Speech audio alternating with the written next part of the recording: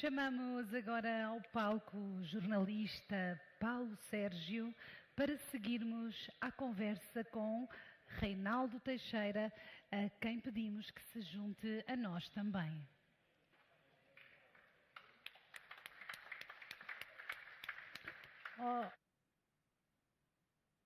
Dia ou muito boa tarde já. Temos aqui a possibilidade de, antes da cerimónia de encerramento, termos a oportunidade de conversar um bocadinho com Reinaldo Teixeira, o Presidente da Liga Portugal. Reinaldo, bem-vindo.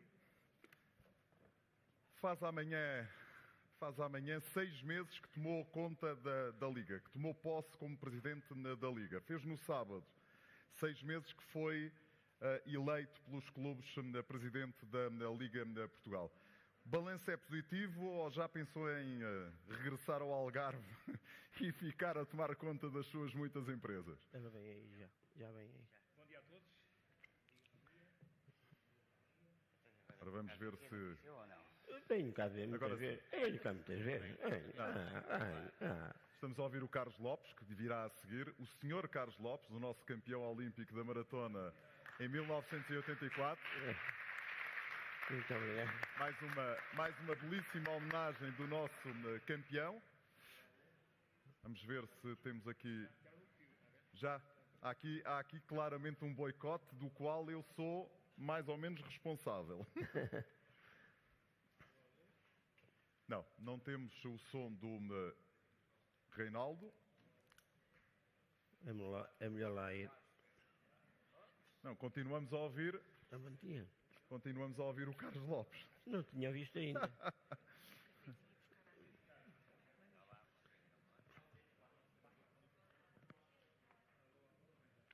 Bem, vamos aqui Tanto trocar. Tempo.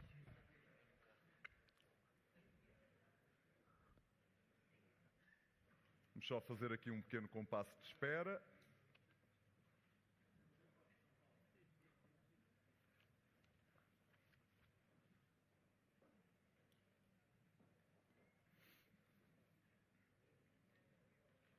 Alô? Alô? Agora sim. Já está.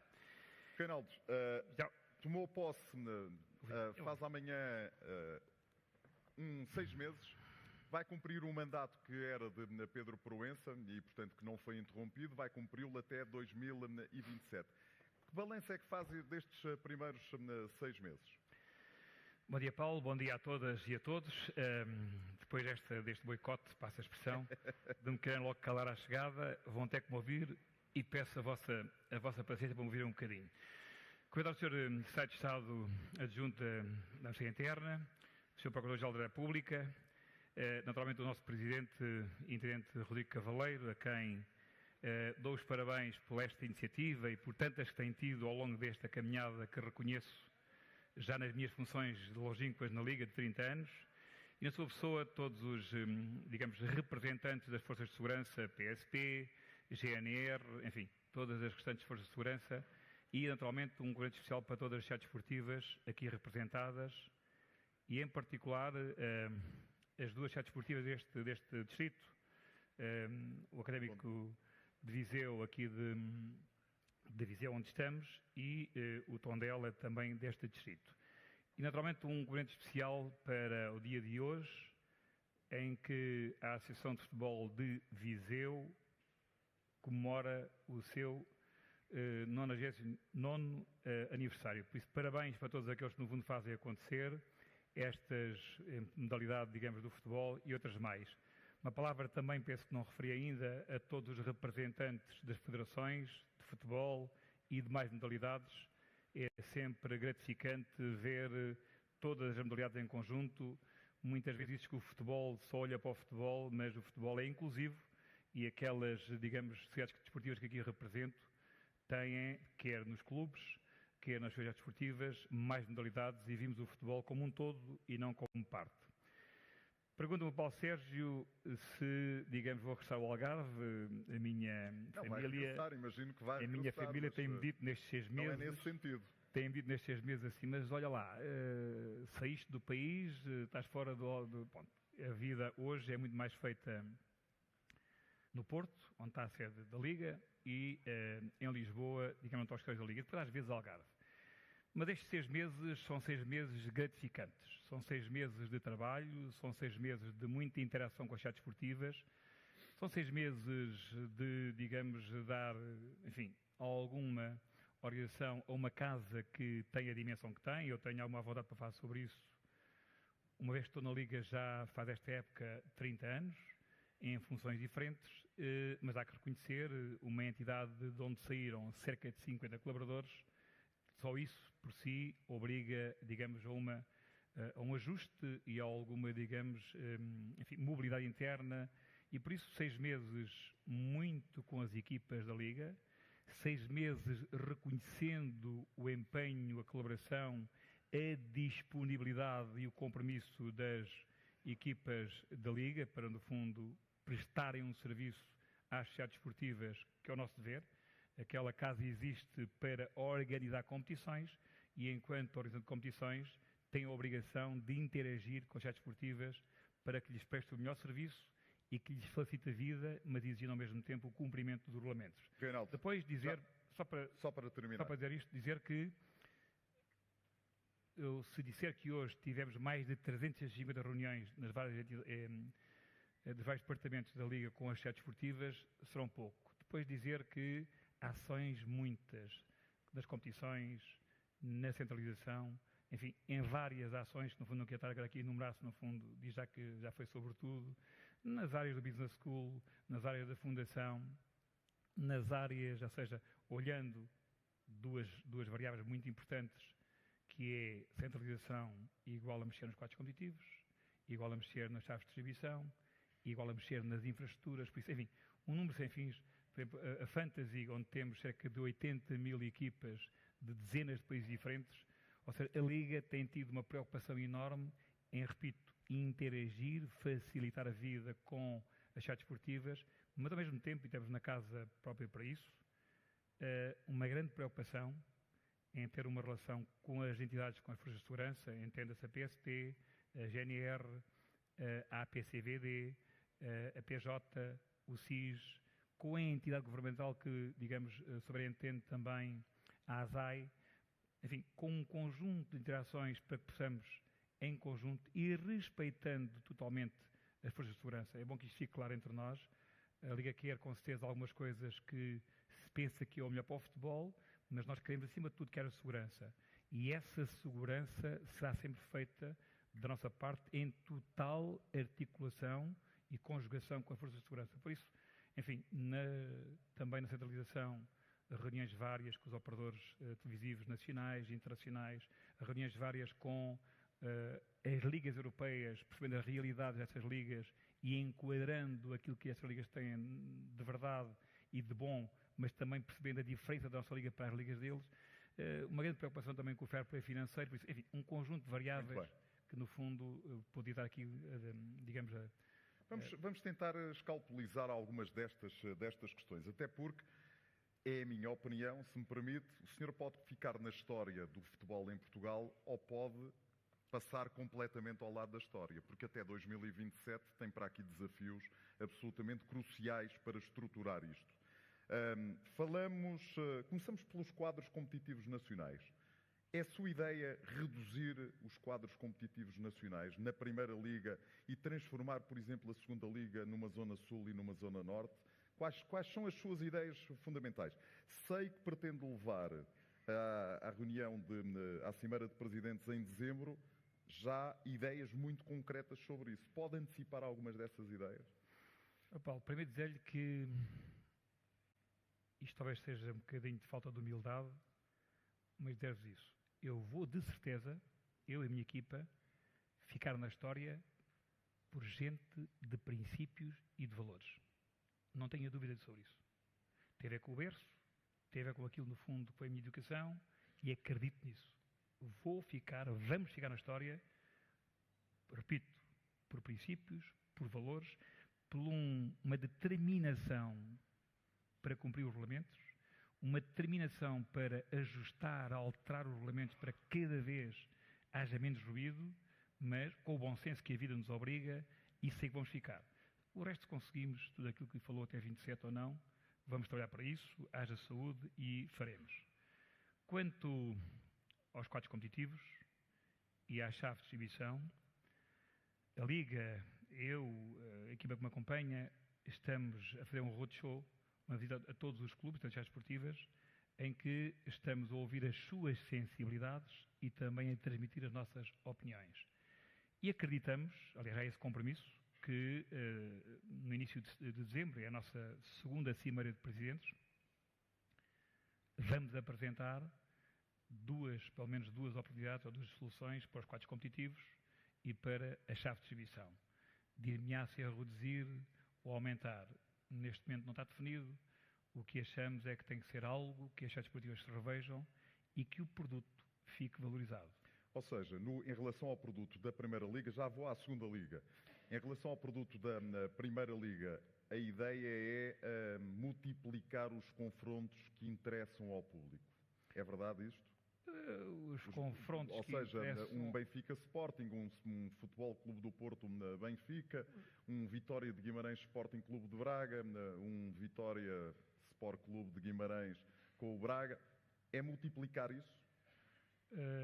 Vamos lá ver.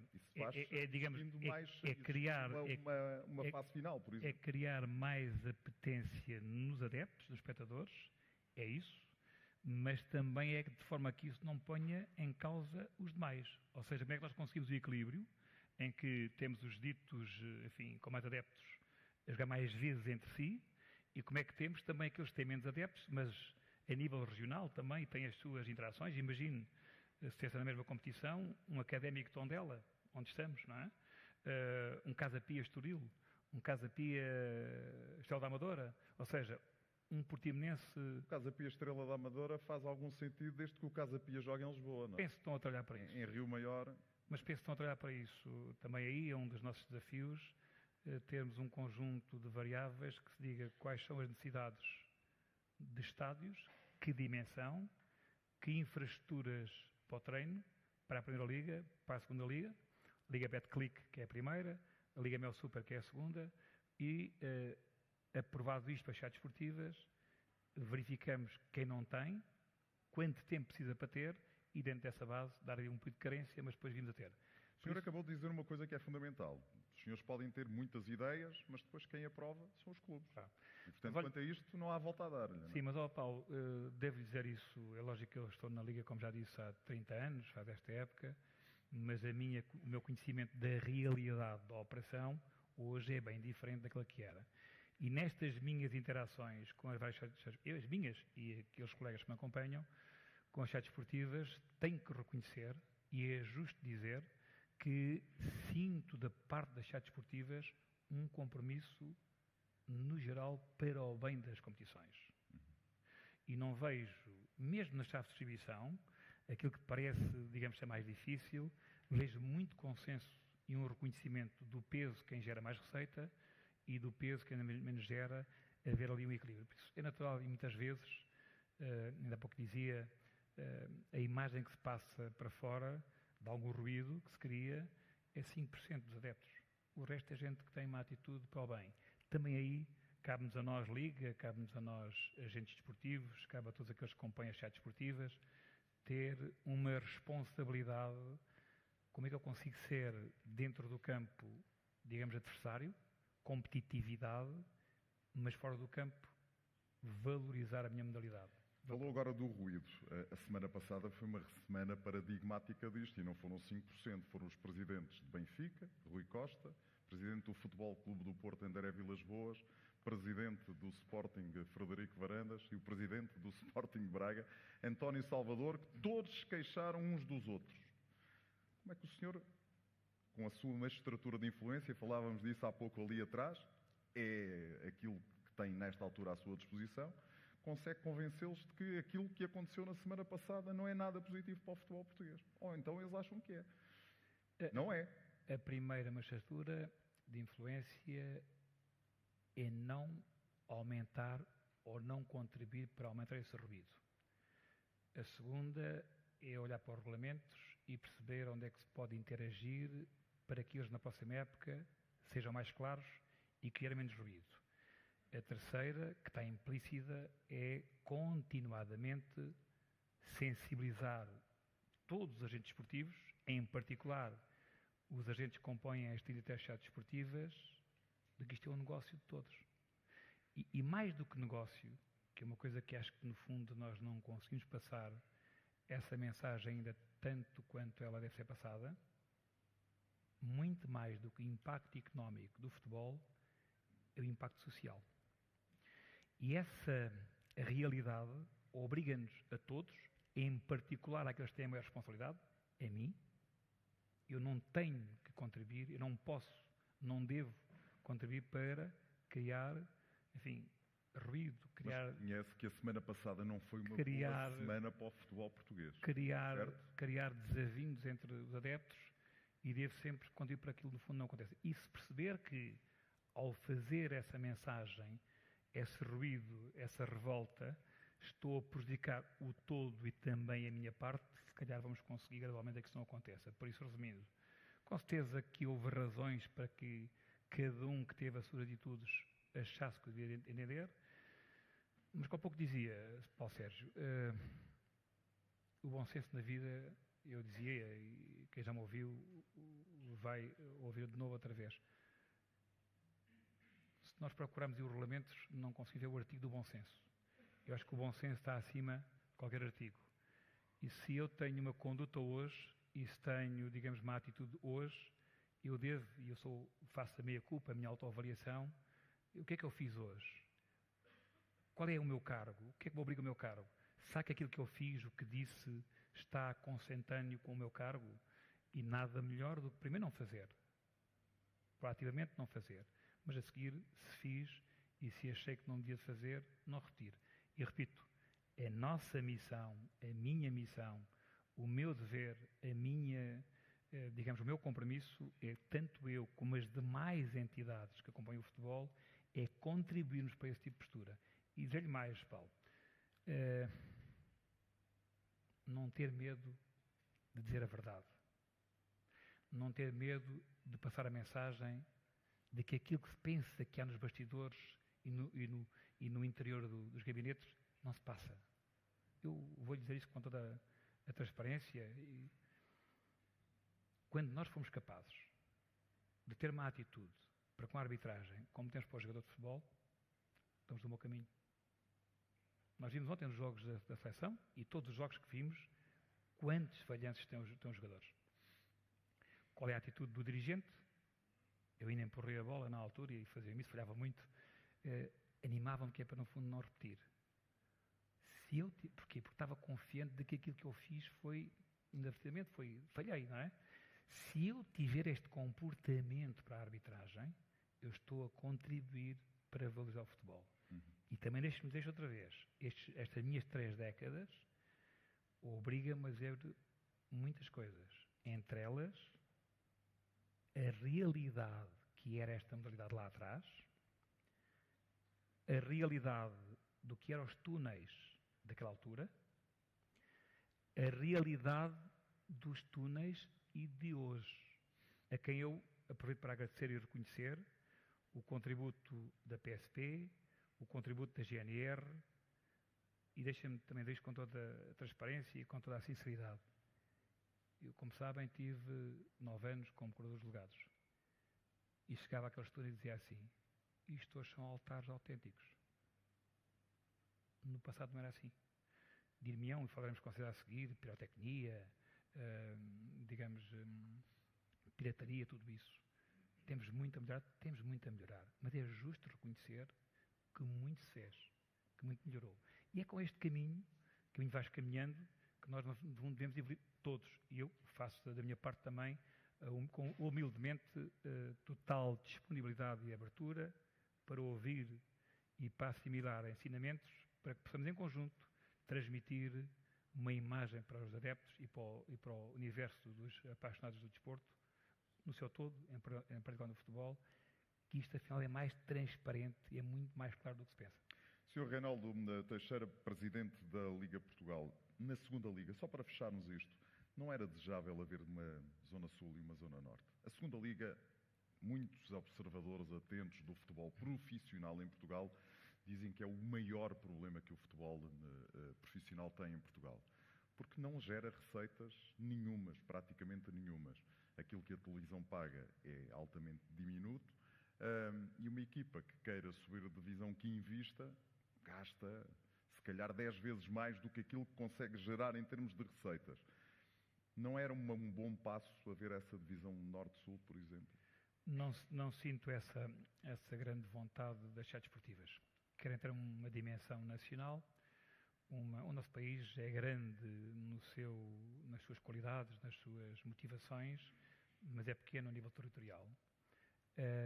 E sinto as sociedades esportivas com uma vontade enorme de ser uma liga nacional. O desafio que o Paulo Sérgio referiu é um desafio que não se coloca só à segunda liga. O dossiê financeiro, digamos, é um dossiê difícil, desafiante para todas as sociedades esportivas, diria da Mel Super, que é, como diz a segunda liga, como também da Betclic, que é a primeira liga. E aí reconhecer a enorme criatividade de todos os agentes esportivos que conseguem, eu diria, fazer milagres, da maneira como o têm feito. Sim, mas também a diferença entre deixa-me só dizer-lhe isto. A diferença entre a primeira e a segunda liga são 5 milhões de euros para cada um dos clubes, não é? Ou seja, uma equipa de meio da tabela para baixo consegue gerar ali 5 milhões, com maiores ou menores dificuldades.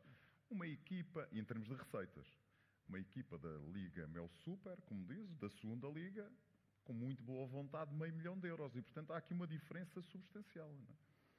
Não, as receitas da segunda liga são superiores, são cerca, mas a diferença de que diz tem razão, mas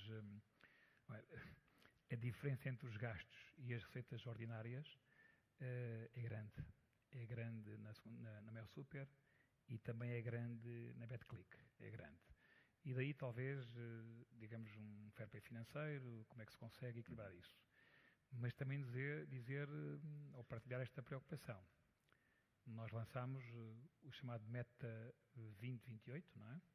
Que tem a intenção, nós já somos sétimos do ranking da UEFA, podemos cair para oitavos ou podemos cair para sextos. E é isso que queremos, com as sociedades esportivas, com as várias forças de segurança, mas em particular com os jogadores, com o sindicato de jogadores, com a APAFT, com a NTF, enfim, com os treinadores, com os árbitros. Como é que nós conseguimos contribuir para que o jogo valorize? Como é que conseguimos para que haja menos faltas, mais tempo de jogo? Como é que conseguimos com os adeptos que tenham um comportamento diferente para que se valorize a modalidade? Porque tudo isso faz com que haja mais sociedades, haja mais empresas a investir na modalidade. Por isso o desafio é grande. E como é que nós conseguimos equilibrar financeiramente, sem reduzir muito a capacidade de compra, para que possamos ter competitividade com as mais ligas, não é? E como é que conseguimos, no fundo, diria, gerar mais receita. E é por aí que temos que ir. Mas, para lhe responder, nas várias conversas que tivemos com as sociedades esportivas, não sentimos muito essa vontade de dividir. Temos 8 minutos e meio, enfim, o Rodrigo vai-me conceder ali alguma tolerância, até porque estou aqui sentado e farei um bocadinho o que entender, mas eu sou muito respeitador dos tempos. Reinaldo, vamos, até porque temos aqui as forças de segurança a escutarem atentamente. A pirotecnia é um problema que os senhores se deparam nos estádios, é verdade? Falávamos ali que há pouco, antes de para aqui virmos, de que a Liga tem cerca de 2 milhões, números redondos, 2 milhões de euros em multas e 70% tem a ver com o comportamento dos adeptos. Como é que isso pode ser melhorado? Varia, ou seja, 1 milhão e tal, 2 milhões de números redondos. E é como disse, cerca de 60% derivam do mau comportamento dos adeptos. Inclui-se nesse comportamento pirotecnia, a repetir o que era e o que é. Vão-me perdoar, mas vou dizer isto, eu sei que depois amanhã será ficar mais cesto. Eu assisti na altura, enquanto delegado, a vários jogos em que aquilo parecia uma cotada. Que era uma coisa permanente da pirotecnia. Hoje, muito melhor. Hoje, muito melhor. Graças à colaboração das forças de segurança, graças à colaboração das sociedades esportivas, das suas, digamos, equipas de segurança, à articulação da nossa área de segurança, o comissário Roberto, que tem feito uma interação com as sociedades esportivas consecutivamente, constantemente, com essa, digamos, articulação muito melhorada. Agora, era nosso desejo, nossa liga, nossas sociedades esportivas, que fosse, desculpem a expressão, banido a pirotecnia. E estamos totalmente disponíveis para, em conjunto com as forças de segurança, encontrarmos e encetarmos os caminhos que forem necessários encetar para que tal aconteça. Muito se fez, falta fazer alguma coisa. Naturalmente, agora vamos dizer que, no fundo, o que falta são os 100% do que falta e nós estamos totalmente disponíveis para conseguirmos que isso se termine. Porque, Paulo, deixe-me reforçar isso. O futebol não é mais do que um momento de diversão, um momento de disputa. E nós vejamos isso. Os jogadores que dentro do campo combatem entre si, mas terminam abraçados. Nós, adeptos, temos de ser capazes. E temos de ser capazes, eu sei que isto dir-me-ão, muitos dizem, mas andas em que mundo? Neste mundo do bem, no mundo de tentar fazer contribuir para o bem. Temos de ser capazes das várias classes etárias, dos diferentes clubes que estão a disputar entre si, durante o jogo, puxarem cada um pelo seu, com o seu traje, com a sua, digamos, camisola e cascóis da sua equipa, da sociedade esportiva que defenda. Mas no final, respeitarem quem venceu e quem venceu saber também reconhecer a dor de quem perdeu. E quem paga 2 milhões pode pagar um bocadinho menos por estar melhor, ou não? Paulo, deixe-me só dizer isto. Ninguém na vida, nos antepassados, nós e nos vindouros, só ganha ou só perde. E saibamos, desde presente, como é que nós, quando ganhamos, sentimos e reconhecemos a dor de quem perdeu. E quando perdemos, sentimos a alegria e o mérito de quem venceu. Isto parece uma conversa de simpatia. Sinceramente digo-vos isso, sinto isso e ajo na vida como isso. Por isso dir-me-á, os 2 milhões de euros não pagar. Claro que não querem pagar. E quanto menos pagarem a esse nível, mais valoriza a competição, mais valoriza a modalidade e mais contribui, como disse e repito, para se conseguir mais adeptos do estádio e mais investidores na modalidade. Eu ainda quero falar da centralização e quero falar das infraestruturas, porque para mim estão as duas questões interligadíssimas. Não é interligadas, são interligadíssimas. Posso falar mais uma só? Pode. E a pirataria? E a pirataria também. E álcool nos estádios? Mas, então não saímos daqui. Não, mas eu para fazer claro isto para estes senhores... Como é que o senhor convence que estes senhores que estão aqui sentados e que estão fardados de que pode haver consumo de bebidas alcoólicas nos estádios? Os senhores não querem. Não sou eu que os tenho que convencer. Eles é que têm que dizer a mim como é que tenho que fazer para que possa acontecer isso. É diferente. E isso é preciso ficar claro. A lei é clara e tem regras e nós temos de ser cumpridores da lei.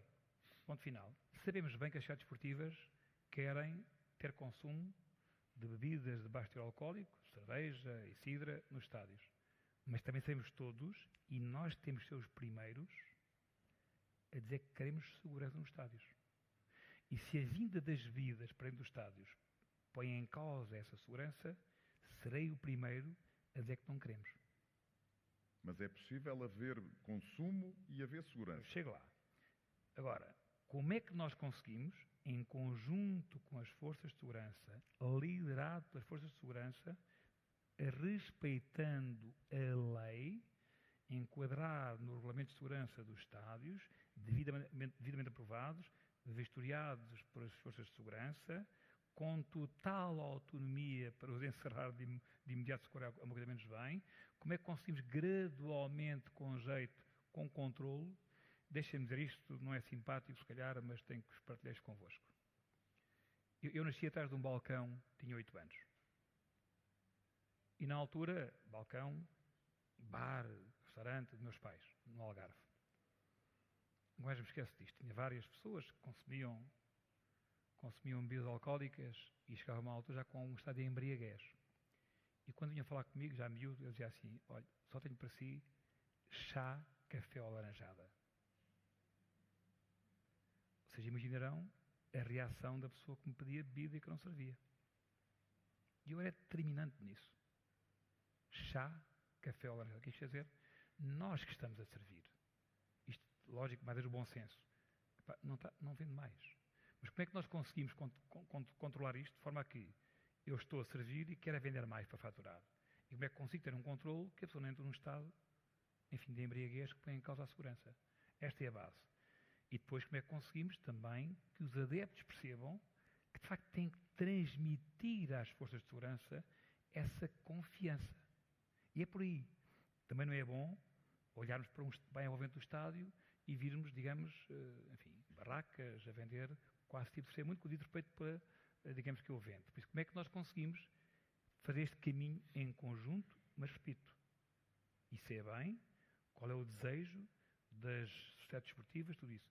Repito, em conjunto com estes senhores, com as entidades e com total liderança e em conjunto com as forças de segurança. É por aí. E devagarinho, ganhamos confiança, passo a passo, chegamos lá. Centralização.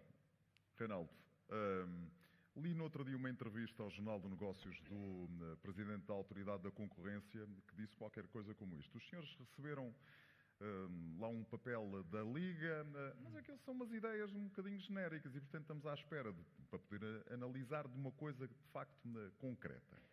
E a coisa concreta é uma divisão. Eu não lhe vou perguntar, porque sei que não me vai responder como é que vai fazer a divisão.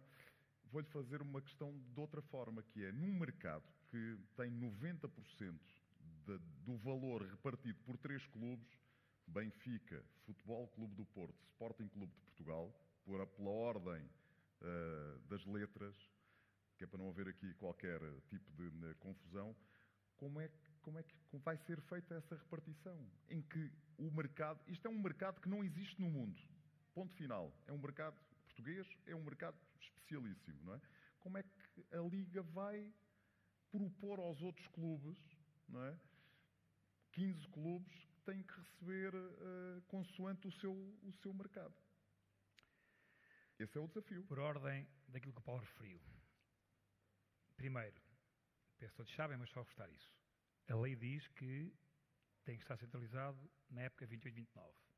Segundo, diz que nós tínhamos que entregar o regulamento de comercialização até junho de 26 à Autoridade da Concorrência.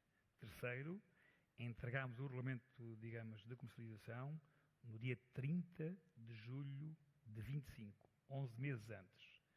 Quarto, dia 20 de agosto, a Autoridade da Concorrência reuniu de novo connosco e fez perguntas sobre o tal regulamento. Que acha que é muito genérico. Quinto, eu vou concluir com... Pois é claro nisso. A disse não perguntava, pergunto tudo o que quiser, se eu não puder responder, não respondo, mas responderei claro, com total sinceridade, como no fundo foi na vida. Como estou na vida. Quinto, dia 20 de agosto reunimos, fez perguntas, respondendo a essas perguntas, foram entregues. Todos estes passos, antes de serem entregues, foram todos discutidos do conhecimento das sociedades esportivas e do conhecimento da Federação, que é em conjunto teve que dar o documento. Sexto, se não me engano na contagem, devo dizer isto, Paulo. A Autoridade da Concorrência, até hoje, um parceiro de uma correção e de um profissionalismo, nada a apontar. Devo-vos partilhar isto convosco. Cá testemunhas, cheguei lá da primeira reunião e disse assim, olha, a imagem que me dizem de fora é que os senhores de facto são um problema. E eu faço-me espécie isto. Pelo que me parece, os senhores querem o quê? Que haja transparência, que haja competitividade para que haja mais receita. Porque é o que nós queremos. Por isso, os vossos desejos, a vossa vontade, é a mesma que a nossa. E até hoje, só tem que ser bem a este nível. Mais, não disse, passou-me. Prometeram que até outubro, no máximo novembro, se pronunciariam sobre o regulamento que lá está, como disse e repito, já com as respostas lá entregues. Por isso, até hoje, nada a apontar. Sétimo, penso que é essa a ordem, o Paulo perguntou-me como é que se resolve esta questão da divisão da partilha. Num mercado tão fechado. A chave de distribuição, que no fundo é isso que se chama, é assim que se denomina, quando temos 3 clubes com uma dimensão de maiores adeptos para os demais. Como há pouco disse, se calhar não fui claro, mas reforço. O que sentimos até hoje das sociedades esportivas, não sentimos grande diferença no pensamento dos 3 grandes e daqueles que são médios ou mais pequenos. Mesmo o Benfica?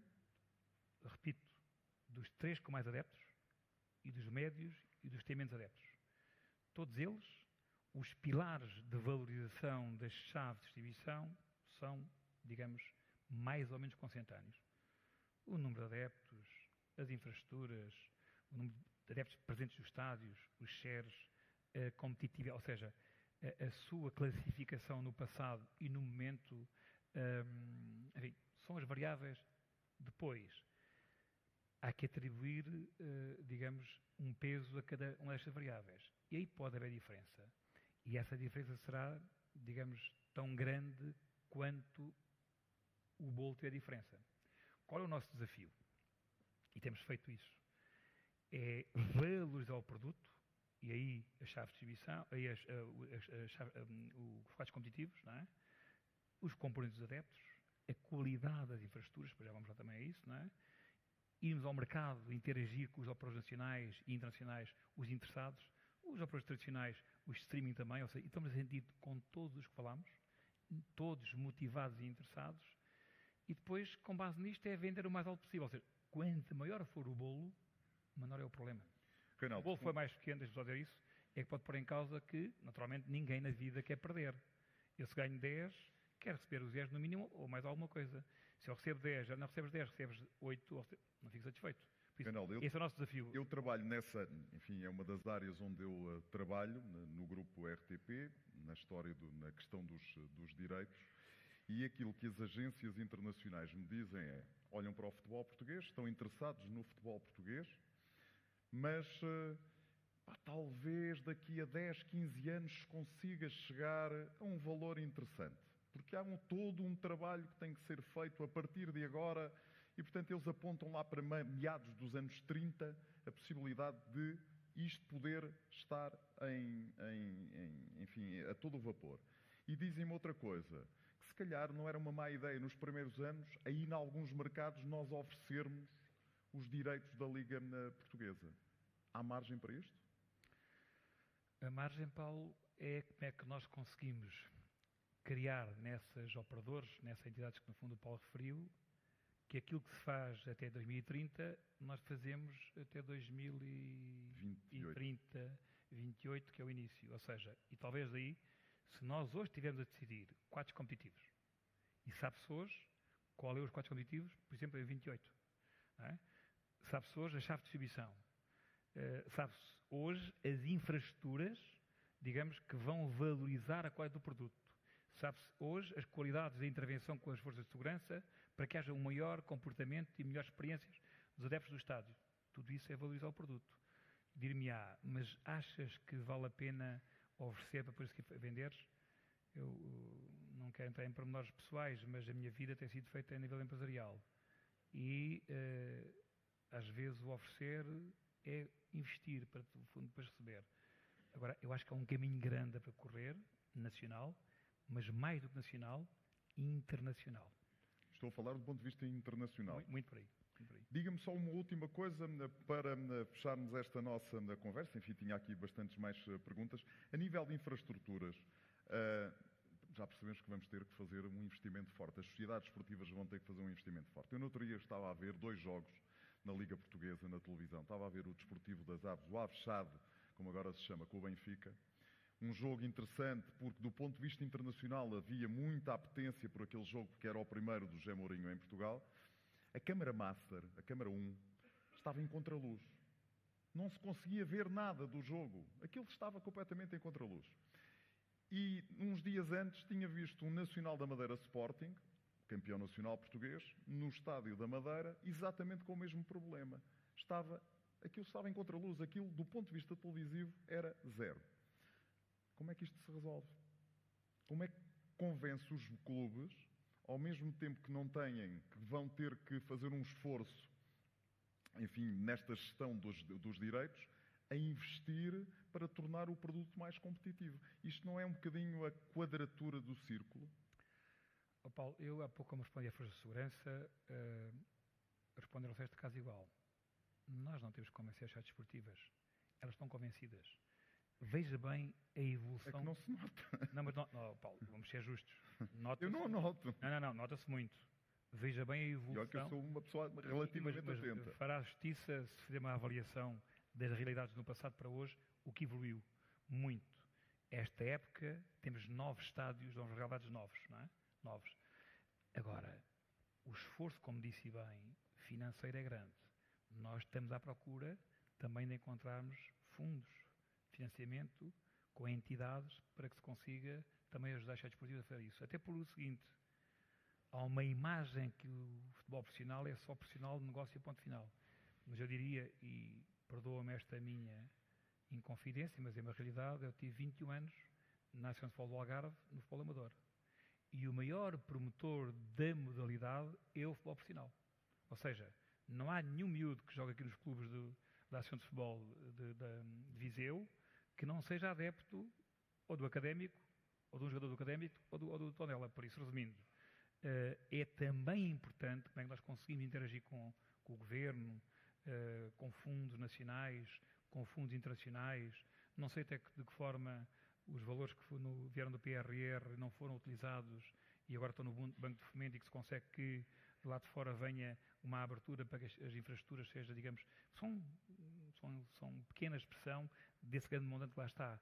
Porque as infraestruturas não podem ser só vistas, nem devem ser só vistas como um jogo de 15 em 15 dias. Como é que nós rentabilizamos o espaço ao longo de todos os dias da semana e não só. Mas dizer, e repito, sentimos das sete desportivas, e vou-lhe dizer duas, que estão neste momento em cima da operação, reconhecemos primeiro a evolução que aconteceu, que tem vindo a acontecer, sentimos da parte das sete desportivas total determinação para melhorar, e veja dois exemplos. O Lourosa, aqui bem perto, que está a fazer um investimento de grande monta para que no fundo consiga ter um estádio para que possa jogar na Liga Mel Super, e o caso do Alverca, que é outro exemplo, tudo feito cumprindo escrupulosamente os regulamentos da Liga, respeitando totalmente as exigências das forças de segurança.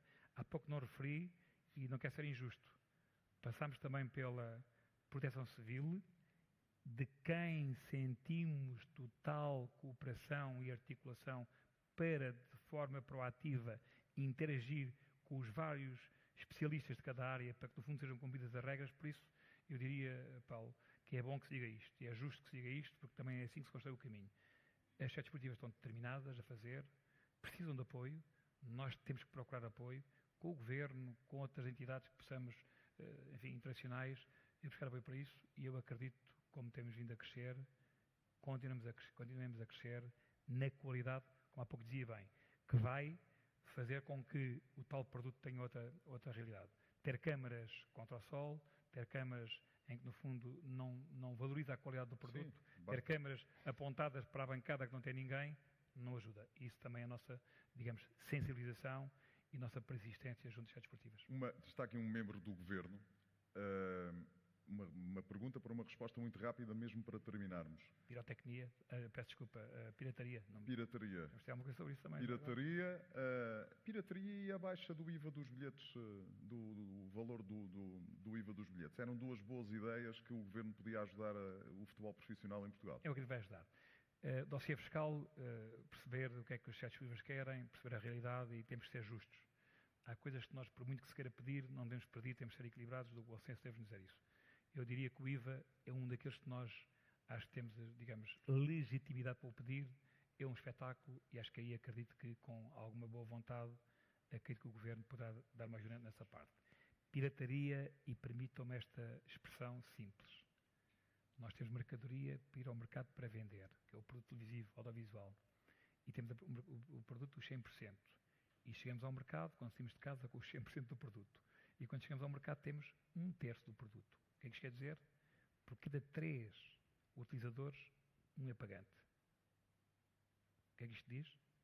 Se pagassem todos, pagávamos menos e tínhamos mais receita.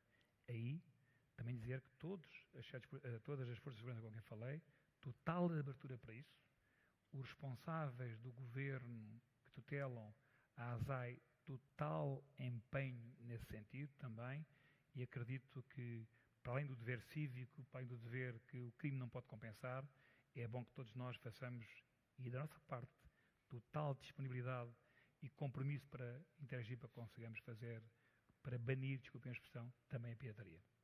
Reinaldo Teixeira, muito obrigado por esta conversa. Muito obrigado.